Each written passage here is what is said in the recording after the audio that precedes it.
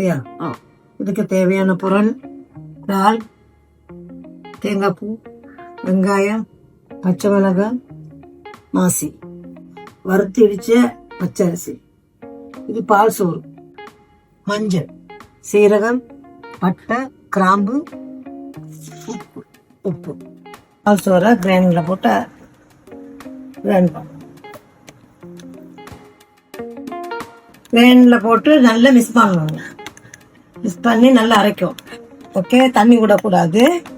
தண்ணி விடாம நல்லா அரைச்சு அரைச்சத கோப்பையில்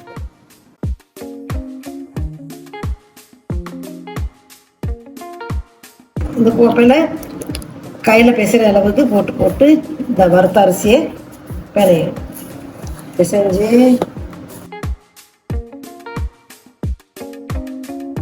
கையில தட்டுற மாதிரிக்கு ரொட்டி தட்டுற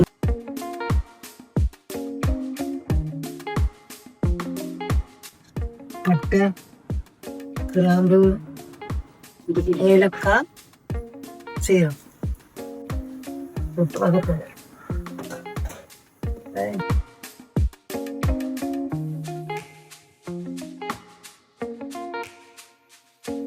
தேங்காய் பூ,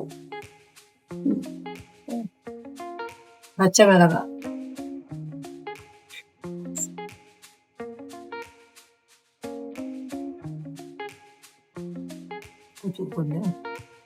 அதுல உப்பு இருக்கு தானே தோல்ல.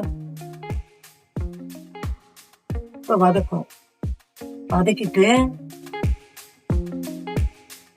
இறால் போடும். மஞ்சள் போடுறது காரணம் என்ன தெரியுமா? மிளகு போடுற காரணம் என்ன தெரியுமா? அதுல உழப்பு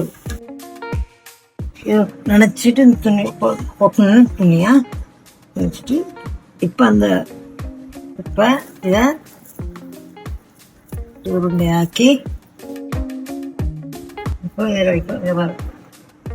இப்ப ஒட்டுதான் தண்ணியை தொட்டு தொட்டு சரி. கீழே மெல்லி சிறந்த பரவாயில்ல, மேல கொஞ்சம் கனமா இருக்கும். ஏன்னா பிரிஞ்சிடும்.